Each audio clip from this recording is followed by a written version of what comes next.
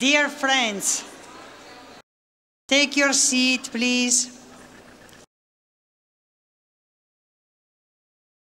Okay. I want to thank so much people who is sitting here for the last 10 minutes in advance, so I'm very grateful. And also to other people respecting time, it's 1 minute to 2, so we are definitely on time. And I'm sorry to press you for being on time, but it's a matter of respect, in my opinion. So we can start. During this morning, we tackled the issue of the corporate reporting, the evolution of corporate reporting, and the need of a meaningful reporting devoted to provide us with relevant information.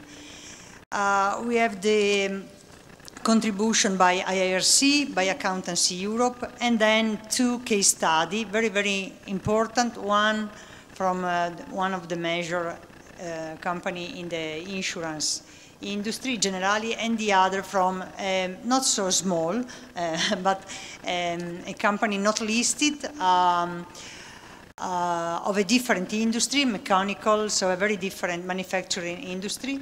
And we have 2 contributions on what is integrated reporting, how these 2 companies come to integrated reporting. And then we have the point of view of assurance provider, and we have several challenges launched also by this side. Later in the Q&A session, I think we will come back on this. Now, in this afternoon, we try to fill the gap of 2 missing points. One is the perspective of the stock exchange. And here at my right side, we have Livia Gasperi, Head of Listed Company Supervision, Borsa Italiana. And then we will try to have a general overview about the role of the education institution with Andrea Tracogna on my left, Deputy Dean of MIB, the host of this important event of today. So let's start with Livia. Livia Gasperi, again, thanks for being here, and also thanks, it's not so common having people from the institution listening to all the speech of the whole day, because usually we are here, especially here in Europe, in Italy, we are accustomed with people from the institution coming just for their speech and then running away. And so it's very difficult to have a dialogue and to have, let me say, something that seems to be a dialogue. So thank you for staying here since this morning and for your valuable contribution. First of all, thank you to Generali, because I'm very honored to be here. I usually attend all the presentations because I have to learn many things. So I'm with you. I'm not here. I'm there.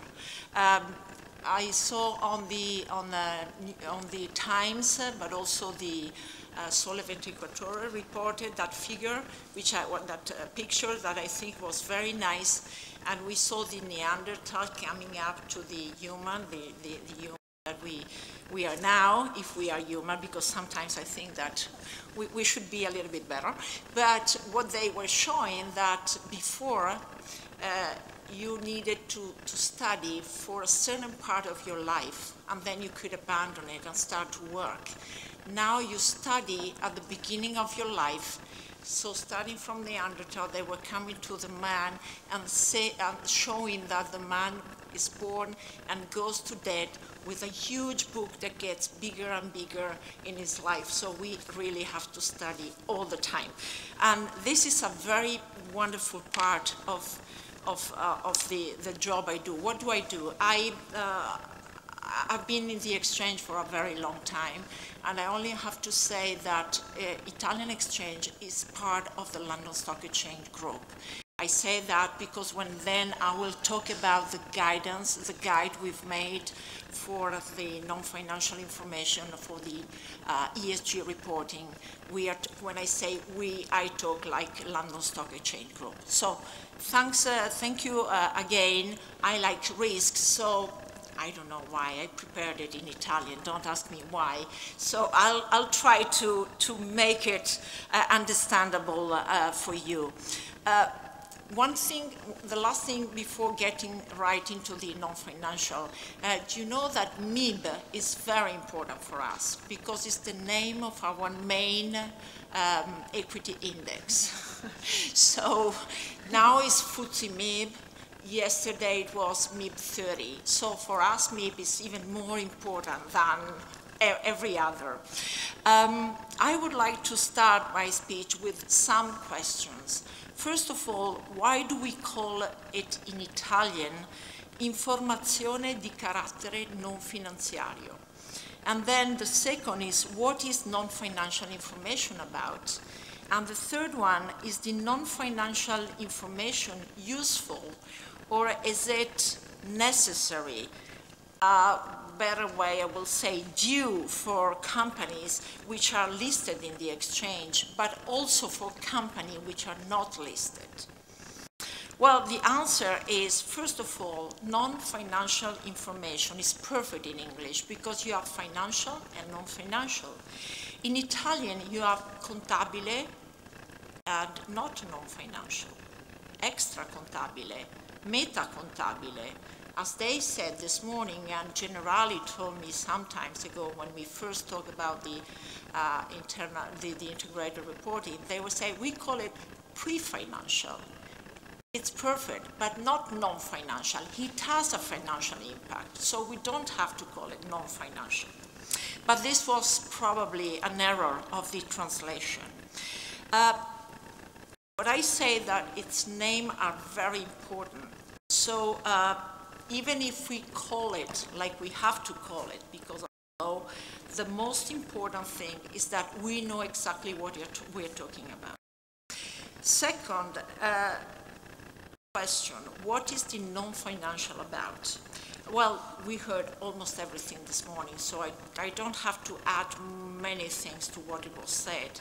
I will say just go through what they said in a different way, and maybe pointing out something about investors. Non-financial information is not only about environmental, social, and bribery. Why do I say that?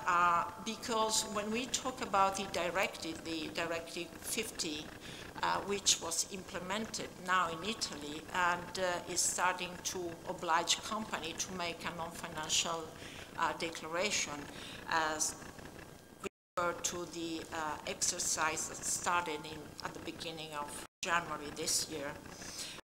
When we talk about that directive, it seems like the very important thing are only these. When they are material, this is good, that not only the legislature actually didn't say it very properly, but CONSOB underlined that these issues are important only when they are material. If they are not material, we don't want to deal with them.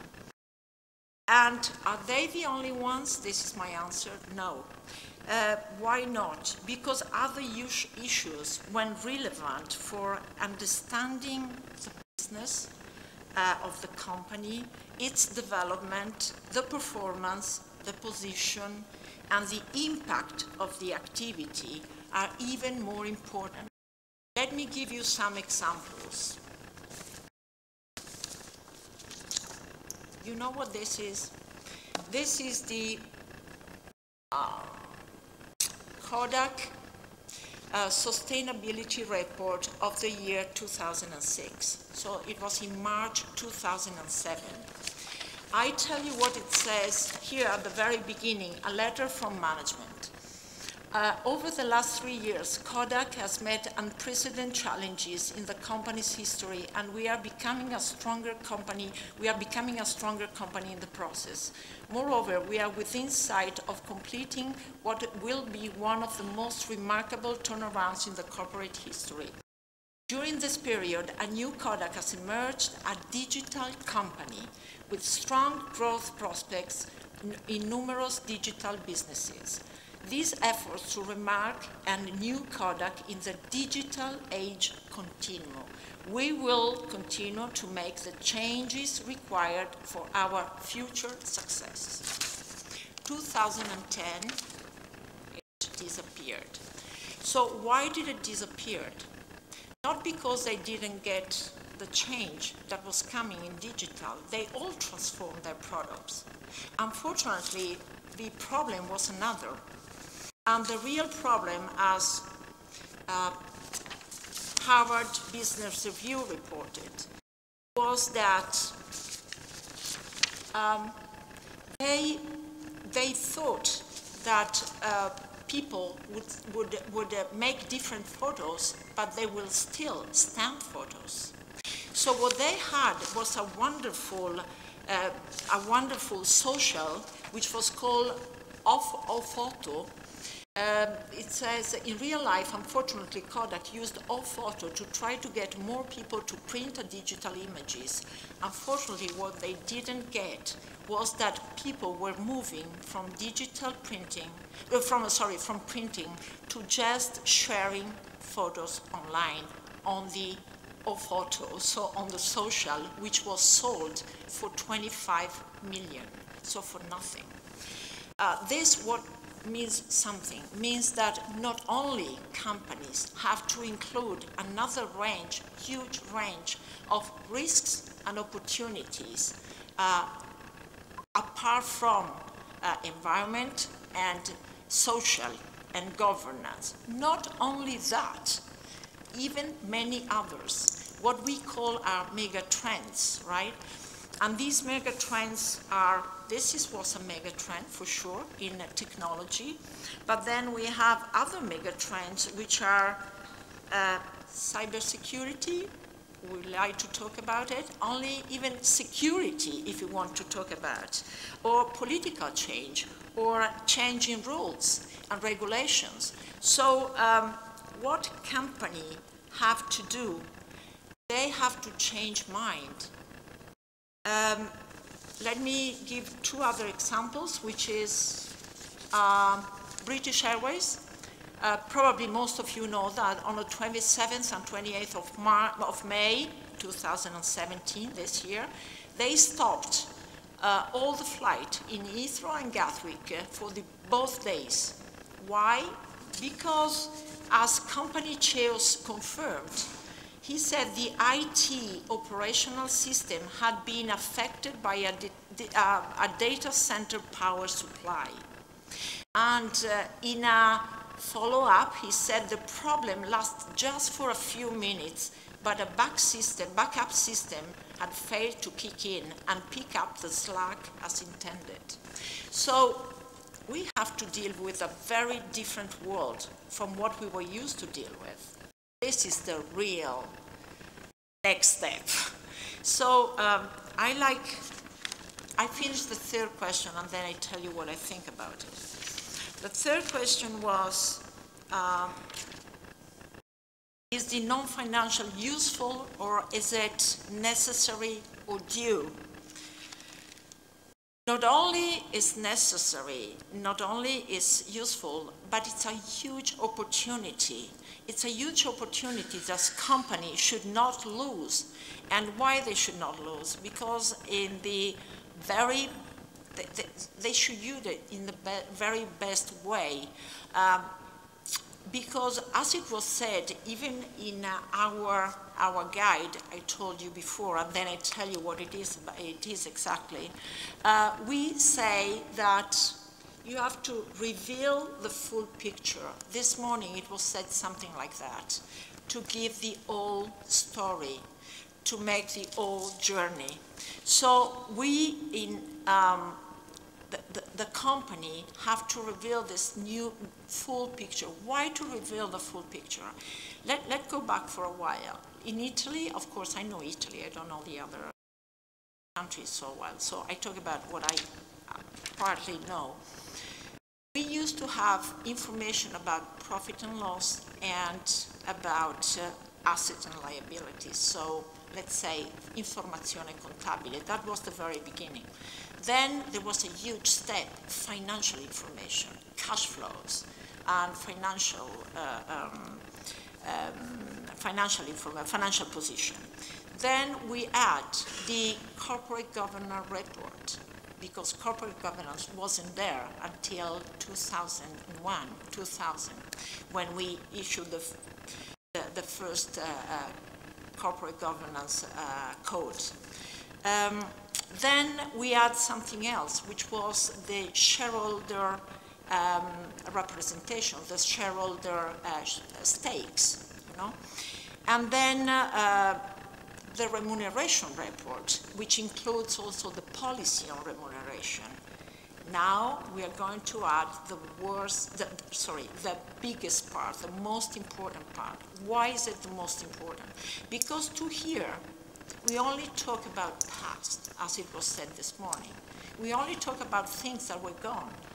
And as investors, as markets, everyone is interested in what's next. We saw here that even being on the pace, even being there, they missed it. So we have to be forward. We cannot be backward. We don't want to see what was before. Yes, we can look, you know the history. It always tells you a lot, but then you have to go very much backward, to find things that comes and go away and recome again. But just to look 2-3 years past, so what? What's going to be next? So here, as the Commission says, because I like to talk from things that other people say that are very much more important. Here's the Commission, the EU Commission, on the 26th of June 2017, when they issued their guidelines on non-financial reporting. Do you know what they said? They said that non-financial should be about strategic and forward-looking. Companies are expected to disclose relevant information on their business model, including their strategy, objectives. Disclosure should provide insight into the strategic approach to relevant non-financial issues, what a company does, and how and why it does it. Let me go to the... It's important because it's by disclosing targets, benchmarks, and commitments, a company may help investors and other stakeholders to put its performance in context. They want to know what you're talking about, what you're going to do. And last one, forward-looking information enables users of information to better assess the resilience and sustainability of a company development, position, performance, and the impact over time. It also helps users measure the company's progress towards achieving long-term objectives. So now we know what we're talking about. We are asking companies to make a quantum leap. We are asking companies to change mindset, to change culture. What is going to be is not looking backward, not only looking forward, but not looking to the forward short term, but medium and long, possibly very long term. I talked to an investor a few days ago, and I asked, it was a long investor, so I said, which is your view in the next, how long is your view in investment? Do you know which was the answer? 38 to 45 years of investment. So now we understand what we are talking about. You call it non-financial, you can call it ESG, as investors like to call it. You can call it sustainability. It's really sustainability. It's to be here for a long time. So let's say, is it what I like to see is what does it mean for companies and investors. Then I finish. First of all, companies. Are we sure that companies don't have to look, let's put it in another way. Companies, I don't know how you say in English, società di capitali, I think it's equity companies. Well, equity companies, for our law, for the civil code, they need to make profit to share it with shareholders. So if this is the scope of a company, I've never seen a bylaw of a company which says that the company won't last more than 50 to 100 years. If you put them together, this means creating value over the long term. And the creation of value, profit value, over the long terms is doing what shareholders are interested in.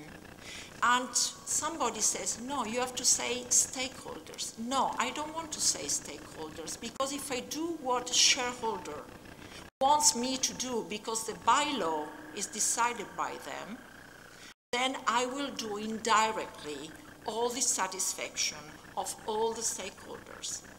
And this gives you an answer why the legislature introduced in Italy the benefit company. Okay? That's the difference between a benefit company and a società di capitali, equity company. The bylaw is there, is strict. It doesn't let you go around and making charity and philanthropy and all these things. But if you make an intervention over cancer, over whatever you feel, that gives you a feedback in improving the quality of the job, the professionalism of your human resources. You have many ways of doing good to everyone, having a good for the company. This is what investors want. They ask to do what makes good for company, and you can do it in many ways.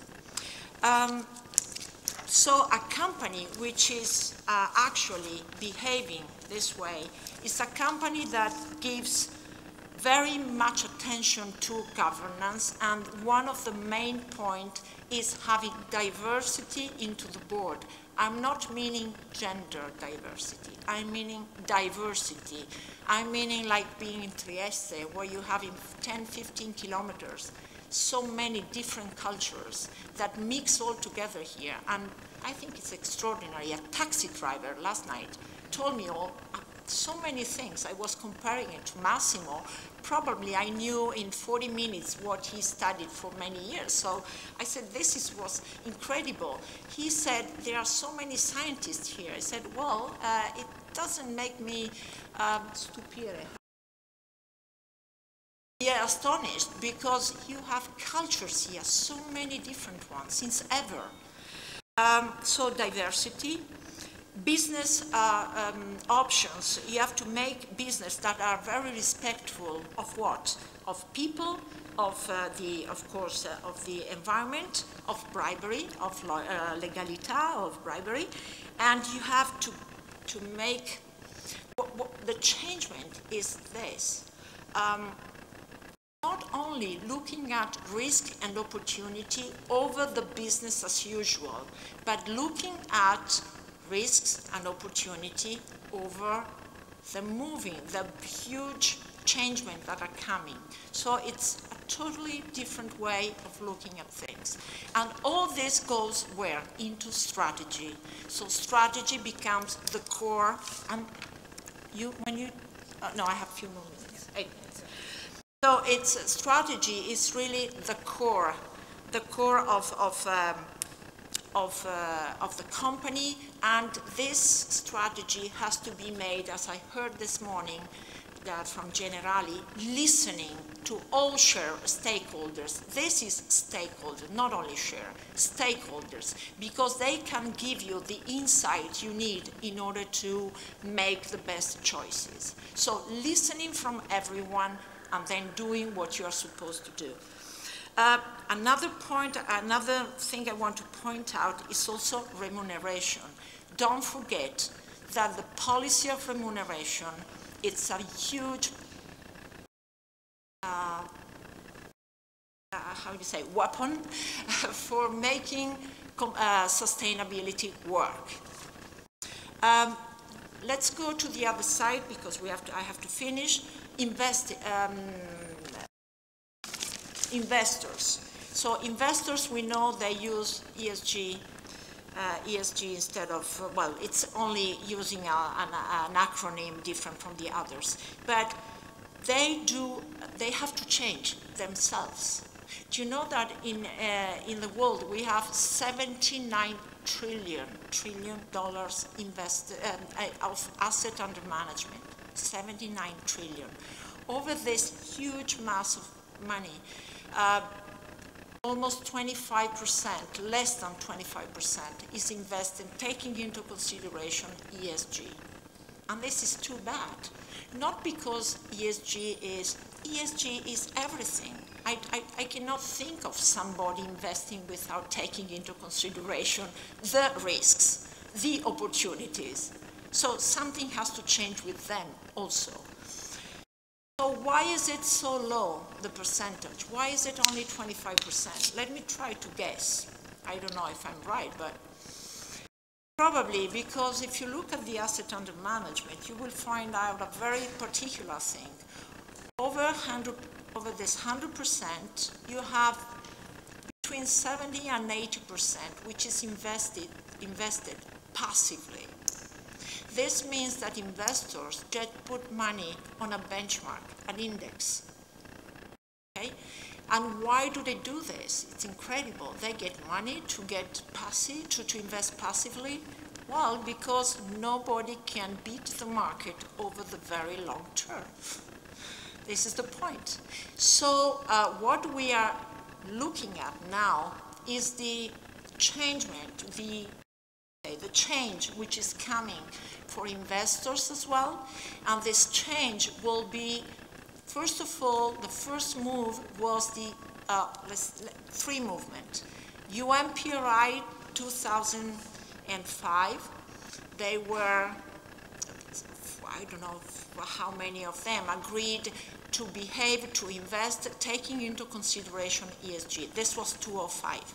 Then we have the stewardship code that started to come up. We have the corporate governance code for companies. We have stewardship code for investors. They need to make engagement in companies, looking at governance that company follow. So they have to make commitment. They have to spend money to take into consideration what are they invested in. And third thing will be the shareholder directive that they just changed in 2017 and that will be implemented in 2019. And there you will have the obligation of the engagement made by investors. So investors, by the end, what they have to do, they have to make a longer horizon, and as I like to say, they have to be more patient in their investment. Very last thing is 4 minutes. The natural, I don't know if it's the base in a presupposto. Sometimes I don't find the words. I don't know how to say it. But for the interaction between issuer and investors, because it can be stronger, what do we need? We need transparency. We need that companies give transparency over what they are doing into the company. We've heard this morning very wonderful examples of companies that are telling their stories in a very concrete way, not formally, substantially. Everyone wants to understand exactly which are the point of fail, which can be the risk, which can be the opportunity.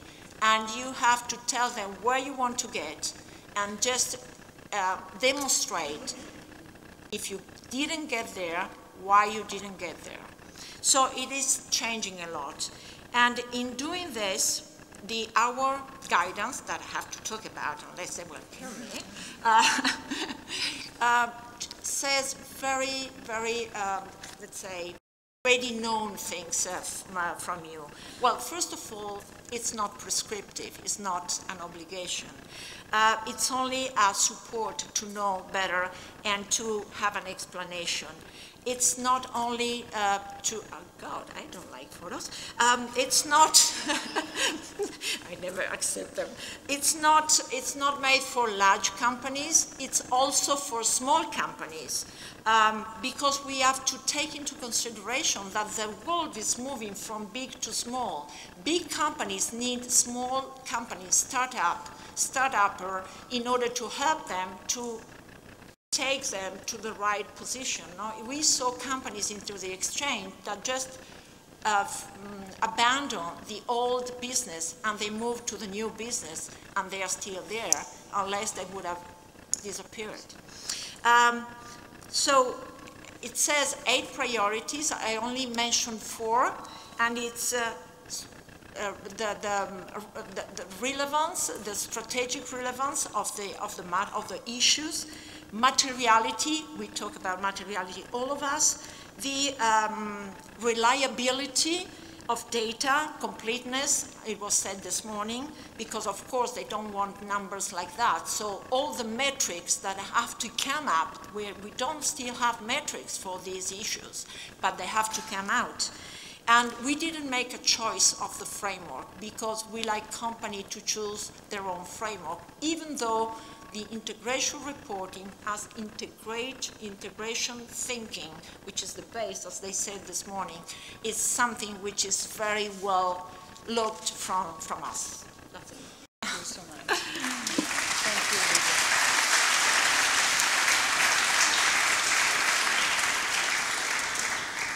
Thank you also for your passion. We need also to believe in what we do, and after the point of view of the Italian Stock Exchange, it's time to talk about education and culture, so I leave the floor to Andrea Tracogna, Deputy Dean of MIB Trieste. Thank you very much. Our business school is very happy to have hosted this event, which has offered us a very broad perspective over the evolution of corporate reporting. We have learned a lot about integrated reporting and thinking, and this is opening very promising avenues for our business school. We, as the accountants, we preach in temples. This is a temple, but we have other temples, which are our classrooms. And we are always scared about preaching in empty temples. Luckily, this is not one such case.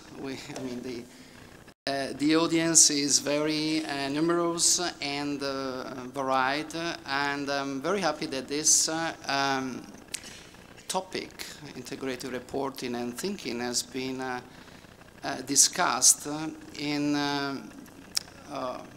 this conference hall, and with the possibility for our students to share views and knowledge with a very competent panel of speakers, but also many managers and professionals. And we believe this is exactly the core of the mission of a business school, to be a place for the sharing of ideas. We, as a business school, we are constantly fed by ideas and knowledge coming from the external world. So we learn and then we transfer the knowledge to the students. By the way, I think it's important for the speakers and for the attendees to know that our students are very diverse. Most of them, they have experience in the business. They have also some seniority in their business. They come from many different countries and many different backgrounds. Today here we have more than 20 different countries represented. So in a way we think that we did our job as a business school, that is to spread the idea that data, figures and information can have a value for many people, which we call stakeholders or for the society as a whole. But there are a few things, perhaps more practical things I would like to say about integrated reporting. From what I've learned today, because I'm not a practitioner, yes, I am a professor, I teach at the university, I teach in this business school, but my topic is strategy. But from what I've learned today, this topic is very close to the strategy, to the core of any business and any organization. Integrated reporting is offering us a new framework to understand what should be the what, the who, and the why of reporting and information. Massimo Romano previously recalled us of the fact that accounting is near to an end, probably the old concept of accounting. And here we are talking about what's beyond accounting and the possible evolution of accounting. Yes, the challenges are there. We have to be able to integrate financial information with non-financial information. We have to be able to talk about the environment, to talk about the governance, to talk about many things, to have this integrated perspective. This is the challenge. But we as a business school, we like this challenge because our job is to integrate disciplines, to integrate courses and ideas. As regards the who, of course, we have been talking a lot this morning and this afternoon about stakeholders, and of course we all know that stakeholders are important, but are not only important because they have to be informed about what an organization does. They are also important because they can be an engine for the change of organizations, provided we truly engage them. And their engagement is a challenge for corporations, and not only because we still remember of the many scandals in financial reporting and so and so. In this respect, we believe that there can be in this business school a very open and broad discussion about the possible transformational role of stakeholders in corporations and in the society as a whole. As regards the why we are talking about integrated reporting, I think that many interesting ideas have come out from this event.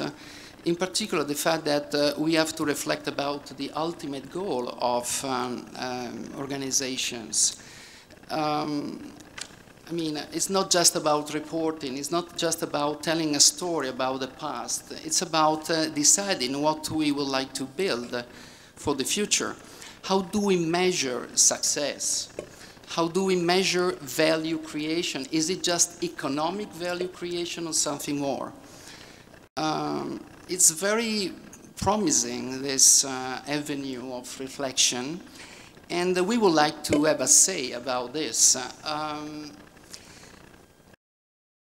In general, integrated reporting is offering to our business school a mindset. And indeed, the job of a business school is that of, if you allow me, is that of feeding brains, or Massimo would prefer probably the term to indoctrinate people. Or rather to develop mindsets. And integrated reporting is a mindset which we can endorse and we can adopt in our educational activities. I think these are very, very interesting points we have obtained by hosting this event. And we didn't do very much, actually, because most of the organization was managed by the facilitator, Chiara Mio, by Massimo, by Generali. And we are so happy to be here, to share our view and to learn. But there is something practical a business school can do, and we are actually doing something along the lines said this morning, and I would like to inform you about this. First of all, this year, year 2017, has signed the launch of the first edition of a 3-day course on integrated reporting and thinking that we are offering to all our students and alumni as well. It's run in collaboration with Massimo Romano Unit and has been very successful, its first edition. We are now scheduling the second one, which will be held on next spring.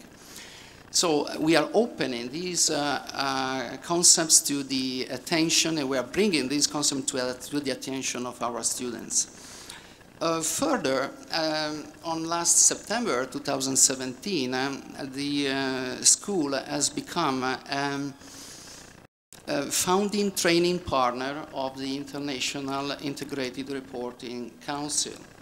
So this means that we are allowed, of course, complying to the guidelines and standards set by the Council, to also provide executive training on such topics, which is something we are about to do, because again, next spring we are launching the first edition of such executive programs, again in collaboration with Generali, and for the first edition we are targeting Generali people.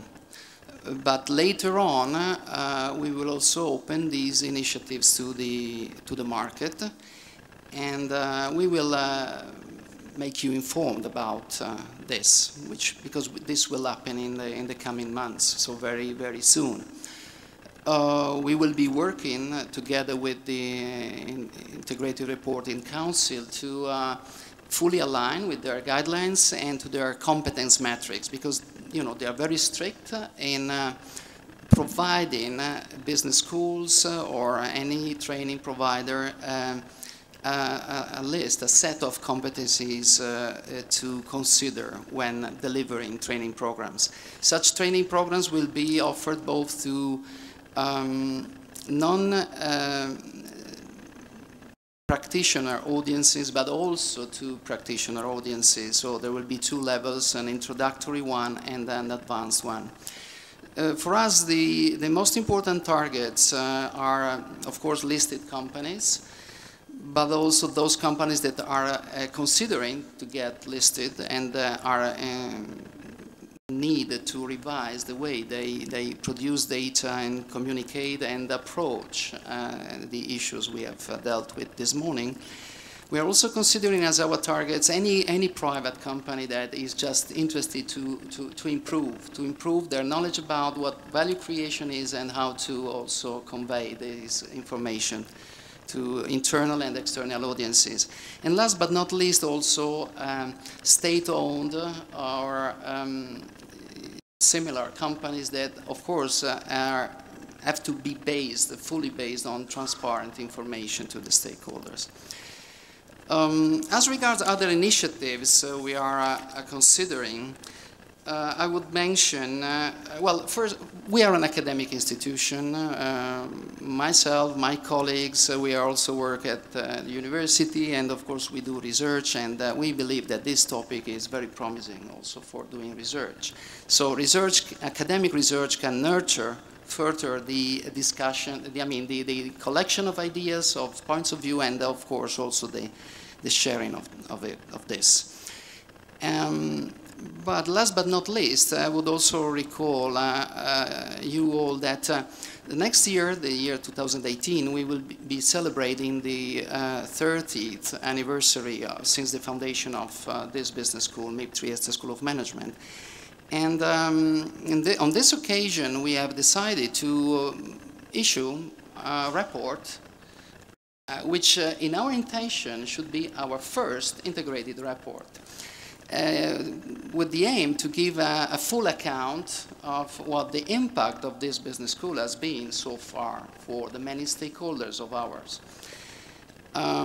So there are many initiatives, as you can understand, which we are involved in.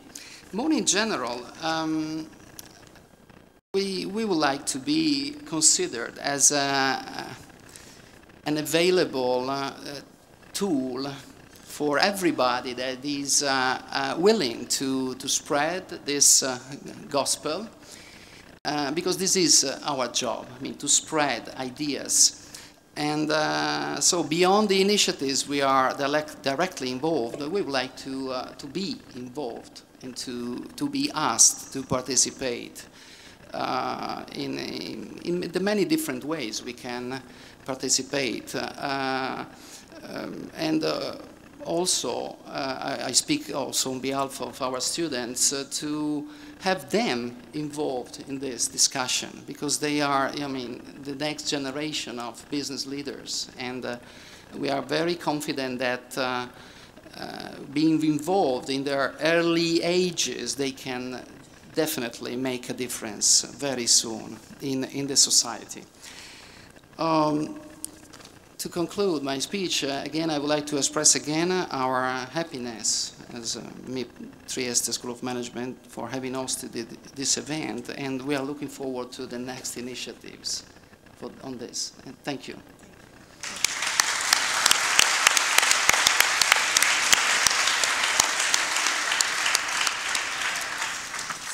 Fantastic. We are in advance, not on time. Let me open the Q&A session. And after this, there will be a tentative of conclusion, not a conclusion, but just a wrap-up session by me. Is there anyone who wants to comment, to provide any input, to want to raise the attention on a specific issue that has not been tackled by our speakers? Not really. Okay, I understand that the Friday afternoon is a competitor, a very tough competitor, so I understand fully. Yes, Massimo. Of course. Microphone.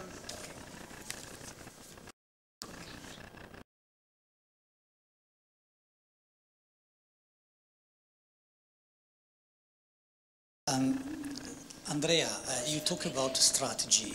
I remember that when we start talking about integrated reporting, integrated thinking, you were curious about that, but at the beginning, I think that you believe that this was very reporting issues. So now you are realizing that this is more. So can you elaborate a little bit on this strategy dimension of integrated thinking, integrated reporting? And to Livia, can you elaborate on the role of regulators in this evolution of the corporate reporting?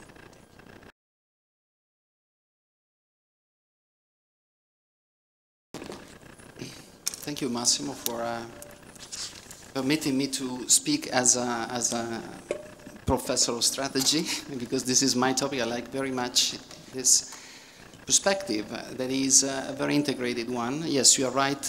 In the beginning, I was thinking this is just accounting in different names, but it's not actually. And well, first of all, I would like to tell you that accounting and financial reports are not just for accountants, for auditors, or for judges, but also for students and their professors. We use convincingly reports as a raw material for our lectures and for our debates with the students. So it's a very important piece of information for us. With this new perspective, we are even more confident that this information may be very impactful for our learning processes and for the educational effort of this school, because this approach is integrated in many different perspectives. This morning we have been talking about strategy, we have been talking about sustainability, we have been talking about value creation models, but also governance, which is a very important strategic topic.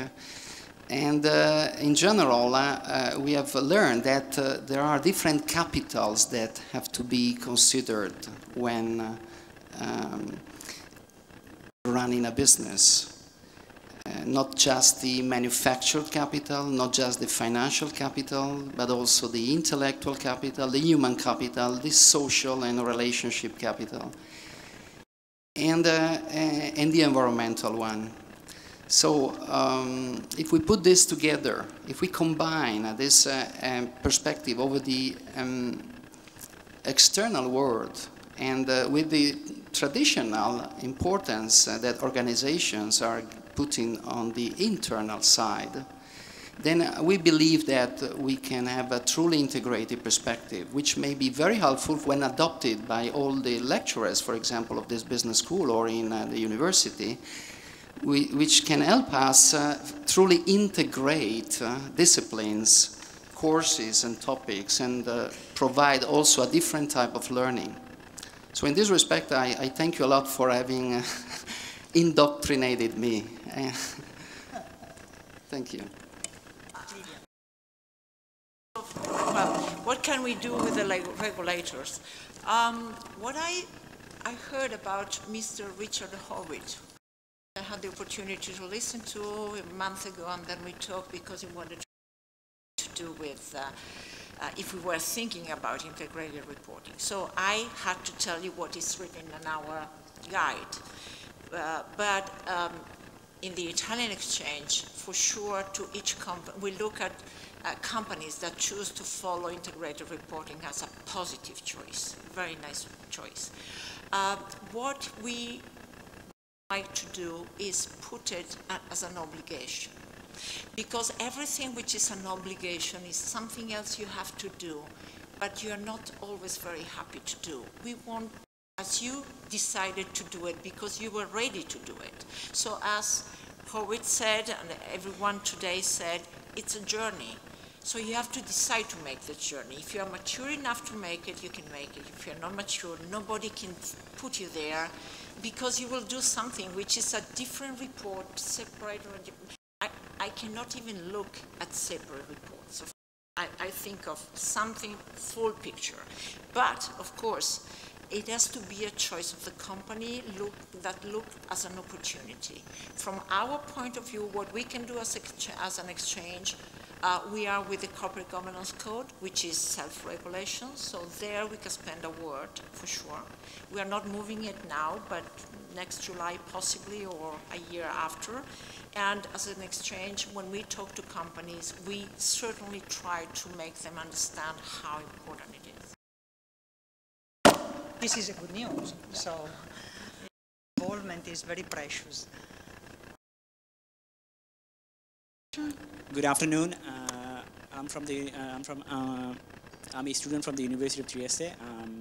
My concern is, like, as Professor Andrea said before, the concept of the accounting could be changing at the end of it, or could be a new possible evolution. Could you elaborate, please, what could be the next possible evolution of the accounting with the integrated thinking and reporting? If Professor Chiara could tell us about a bit much more. Thank you. This is why I want to stop before the Q&A session. It's a very difficult question, but I try to answer later. Some other question before trying to answer to this challenging. Hello, I was just going to say to both of you perhaps, do you think that the integrated report, the outcome of integrated thinking, is actually the same thing as the front end of the annual report, the management discussion and analysis?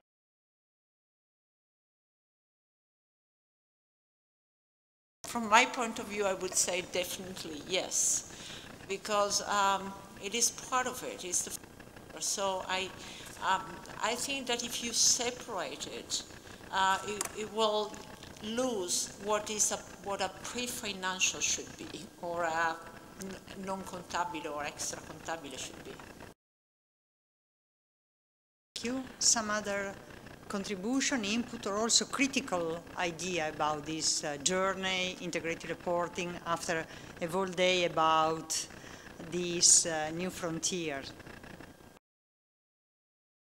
There.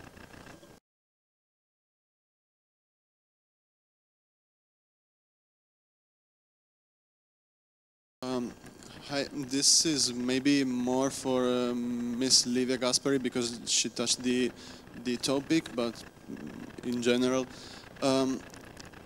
there are some cases in which, and I'm talking about mostly on the startups or the very technological companies, where the financial data, and it came to my mind Tesla, where you were mentioning the relationship between strategy and financial data, which sometimes has not, let's say, a positive correlation, but somehow a negative correlation. And with regards to this, let's say, situation, to which extent the financial information and the non-financial, or the, let's say, strategical KPI has more weight in between of them, or better, where we can more focus on the non-financial and strategical KPIs instead of watching purely the financial indicators. Here I have the CFA Institute, which is Chartered of Financials of Account, Environment, Social and Governance Issues in Investing. What they say is exactly that what you are saying, issues that are difficult to measure in monetary terms and that do not form part of the traditional financial metrics also affect the risk and return of investment at times sometimes decisively. So we have to take into consideration these aspects, and they say that they are not abandoning the the consideration of ESG issues is a complement of traditional fundamental analysis. ESG issues remain relevant throughout the investment process, so you need both. What was shown this morning was the importance of the immaterial part of the value of the company. So the answer is there. The way of looking at 6 capitals that I talked to Sarah last night, I said they can be 3 sometimes, they can be 4. It depends the importance, the materiality. It's only a way of looking at value in the real manner. When you talk about Tesla, we can talk about a bio company. They make laws for many years, but it's the expectation of the big step that will come one day that creates value. So I say one thing that I've always believed in. At the very end, I think that real good investors, active investors, invest in people. That's it. So why do they want to have, you know, we go around all over the world to have these days of investment one-to-one? It's because they need to see the people they are investing in. So by the end, it's financial, it's non-financial, but it's trusting people who are governing the company because they are telling you what they really believe in. And of course, if the assumptions are there and they're reliable, this is the value. Thank you. Other? No. If I may, I will use some minutes. By sure, I will not use the whole hour until 4 o'clock, but let me start with thanking a lot for for the day, not for the event, but for the contribution.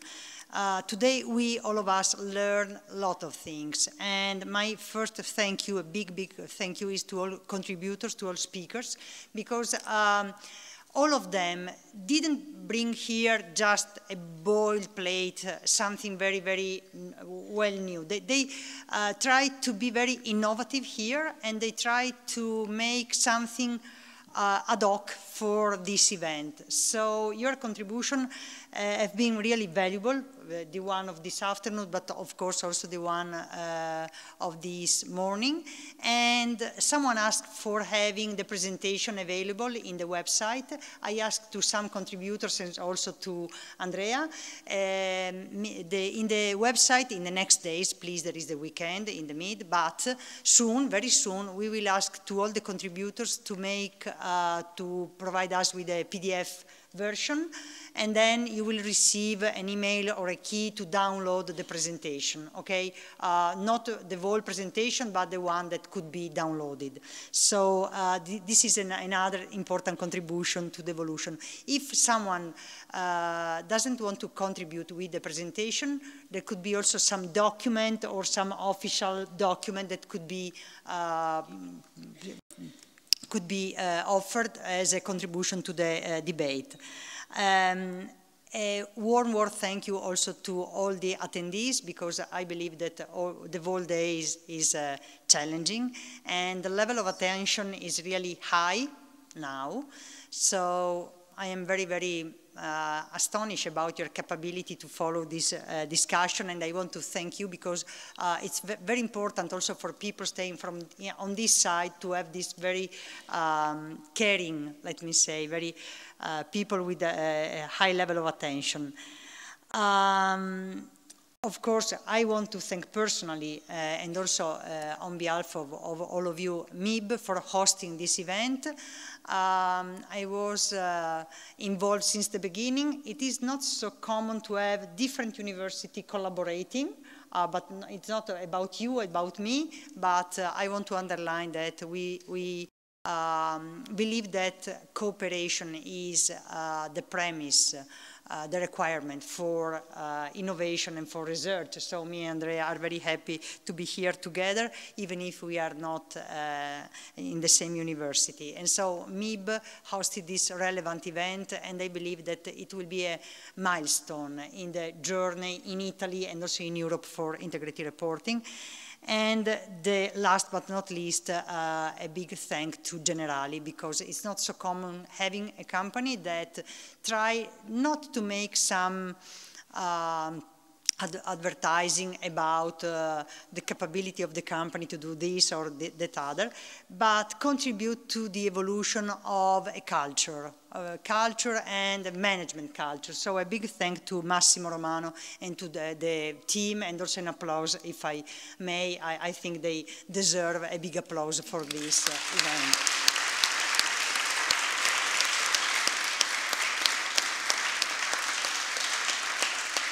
Thank you.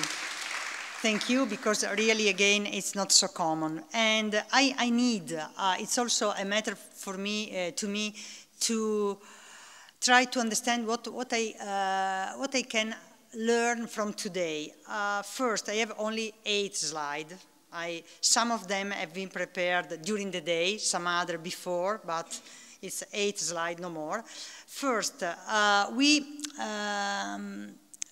one of the main pillars of this corporate reporting and integrated thinking is the long-term horizon. But have a look to this chart. What is long-term? Long-term, 10 years ago, was not the same long-term horizon of today. At the beginning of the age of human people, long-term was 2 million years. 2 million years. It was very comfortable to be accountant there, because for 2 million years no one will change any rule, anything else. And then, I don't want to go line by line in the change, but you can realize that the horizon is shortened and shortened, and now we are asking for making it longer. So it's not so easy because the society is making pressure to shorten the horizon, and we, as people involved in management, are asking for a long-term horizon. So there is an evident contradiction, and it will not so easy to find a solution consistent with the outside society. Okay, I hope to be clear in my point, because we have this hectic rhythm, and then we need a long-term horizon to make proper, appropriate choice, appropriate decision. So we need some additional tool. I'm not sure that now, at this day, we have this tool. The second takeaway is this. It's not a matter of technology, it's a matter of how things are happening. It's not a matter of storytelling. This slide provides us with what is happening, not just describing.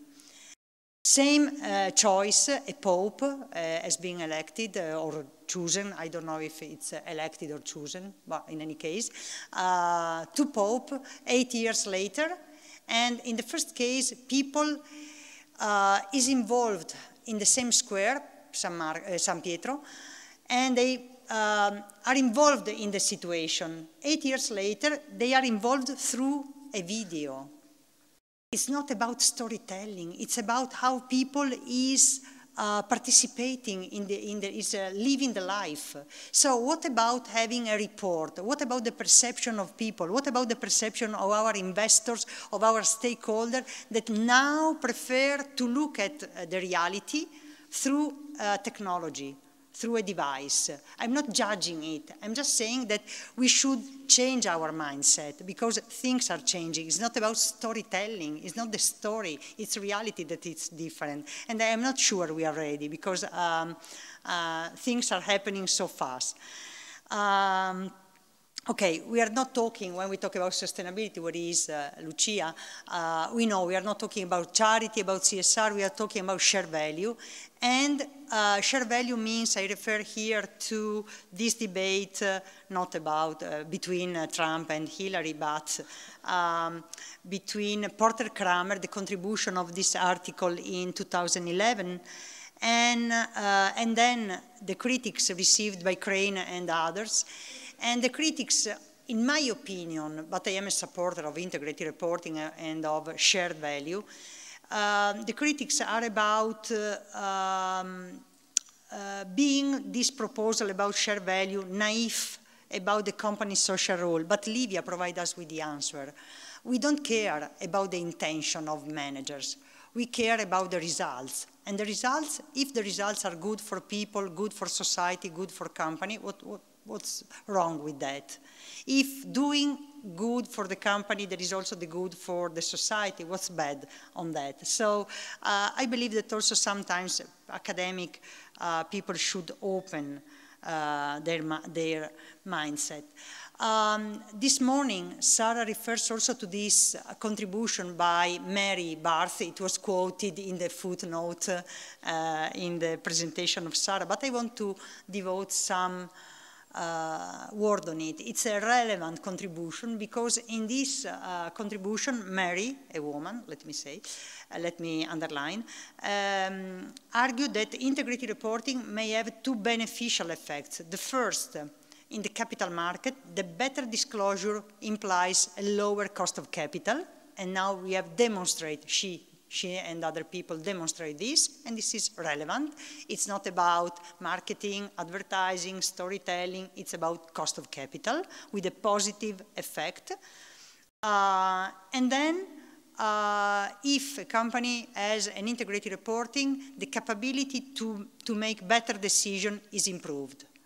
And I believe we are interested in this improving of decision-making. And this contribution is relevant to help us to say that it's not a matter of storytelling. We are not people from marketing. I respect people in marketing. We are not discussing about the packaging of the report. We are discussing about how company creates value and how company disclose this value. But there is a but.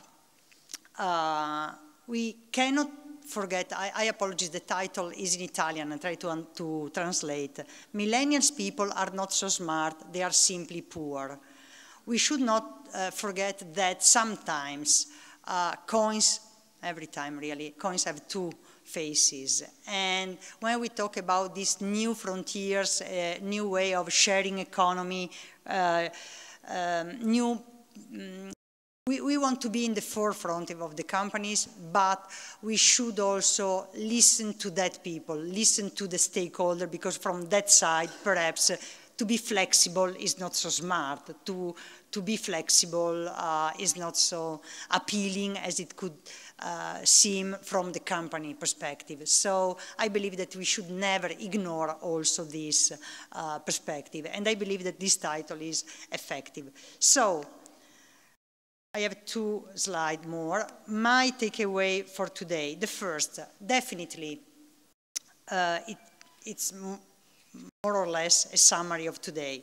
We are talking about a new paradigm. So the last question by the student.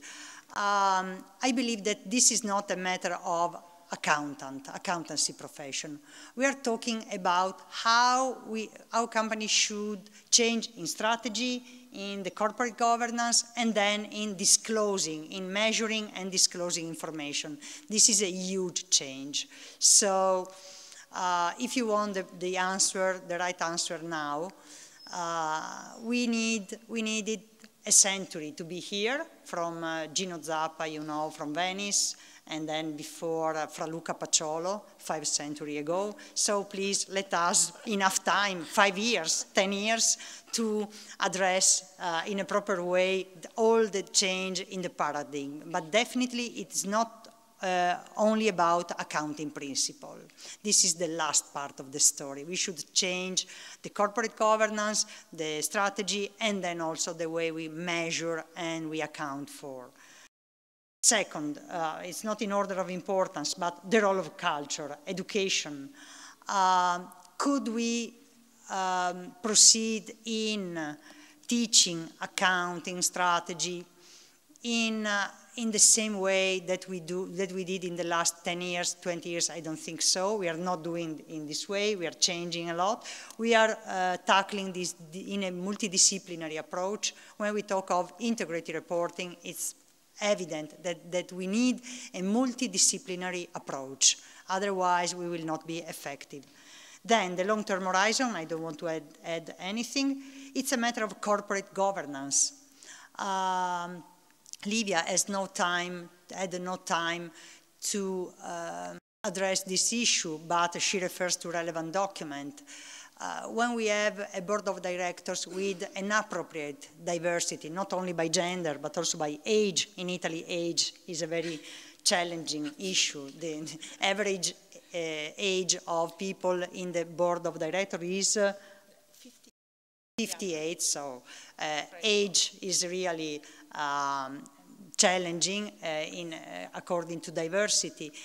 And having board of directors with different background, age, gender, and so on is a contribution, is an accelerator to this process. And corporate governance is also about how to connect shareholder and stakeholder. Is it enough to have, sometimes trade unions ask for sitting on the board of directors here in Italy like in Germany. I don't believe they are ready, because the level, in my opinion, professional opinion, the level and the quality of the two, German trade unions and Italian trade unions, are not the same. So I am very scared about people from trade unions sitting in the board of directors, because when you sit in the board of directors, you should be responsible for the next generation, not only for the next year. So you need an appropriate education and culture to stay there, but corporate governance is another very important issue.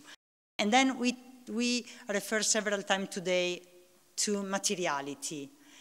I write here, materiality is different in sustainability reporting, annual reporting, integrated reporting. Yes, it's different. And we can summarize these differences with material to whom? To employees, to stakeholders, to shareholders. But in the long term, I agree with Livia. In the long term, of course, we all agree that we need to create value, and so the relevance, the materiality is material to help us to create value in the long term. But what we want to disclose in the short term, material to whom now? When we address environmental topics, and environmental topics change year by year.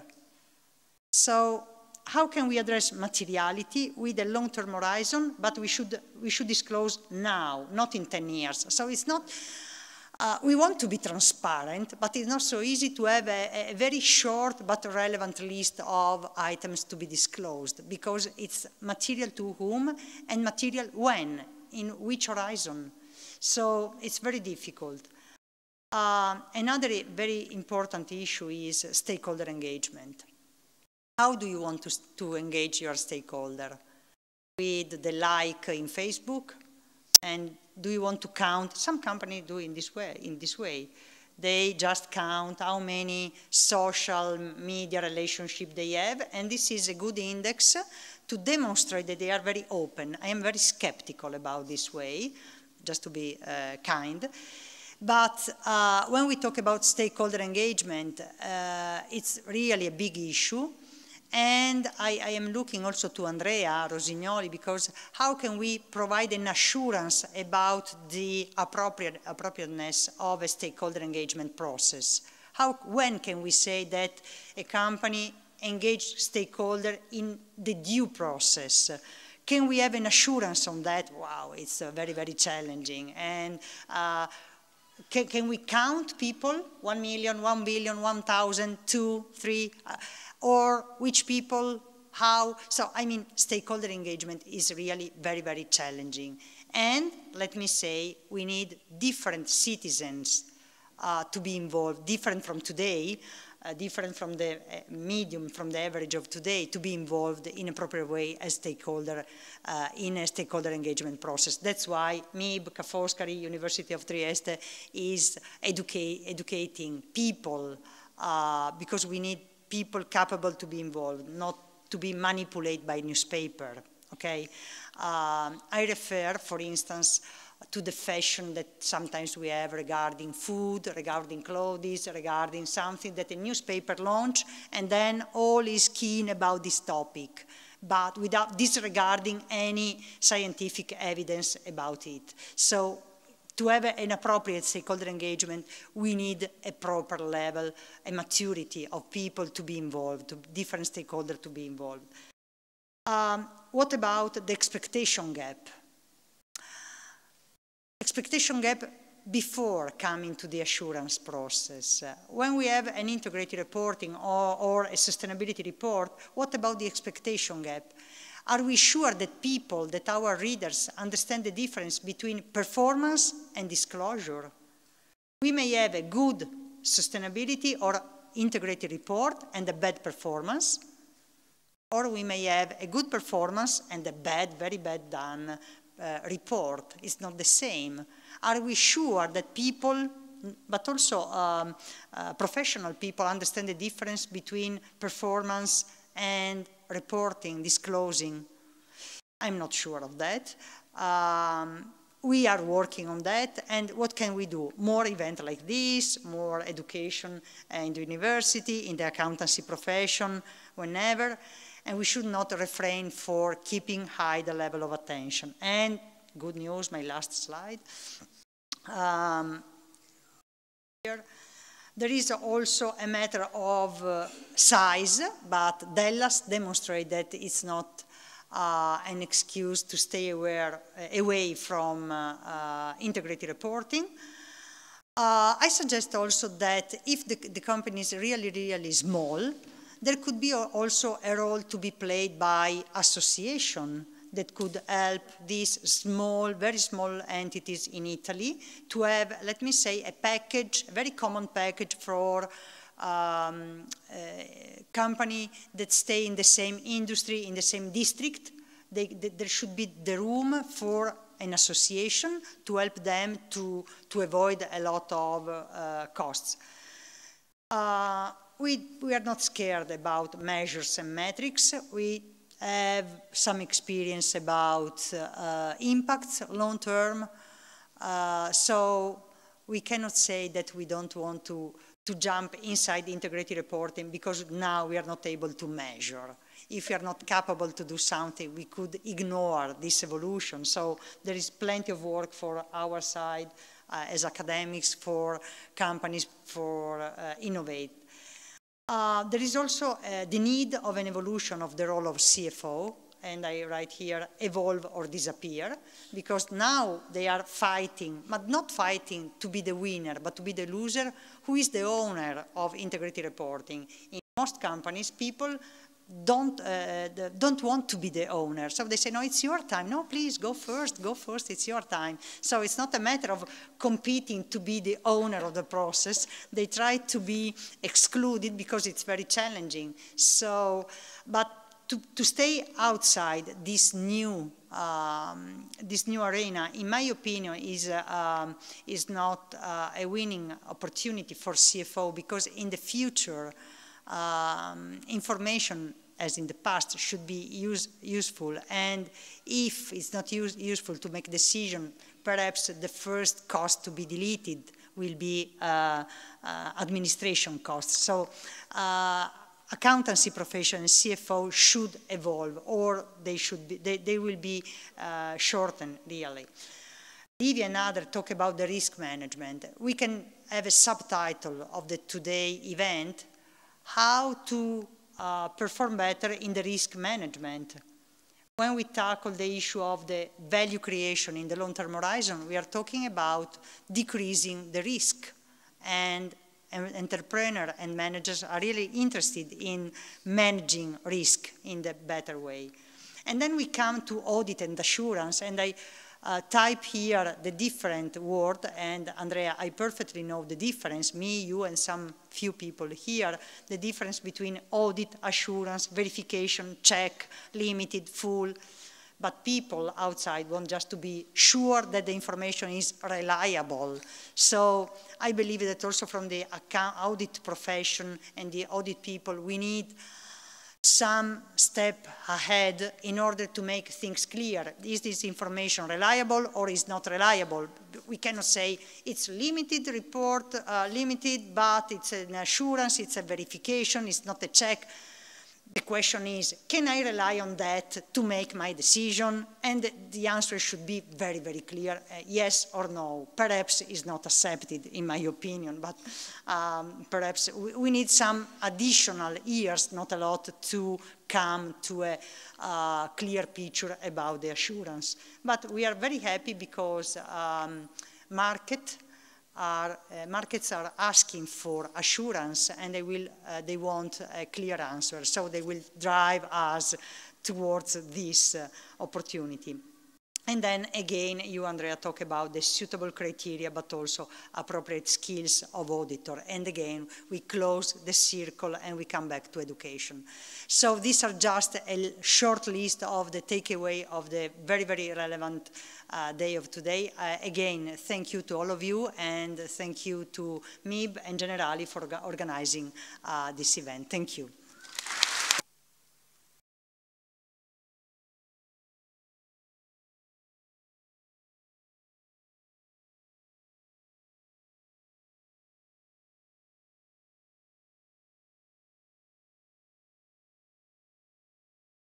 I have been so bad with you. Now you can stand up and leave the room. You are allowed. Thank you again.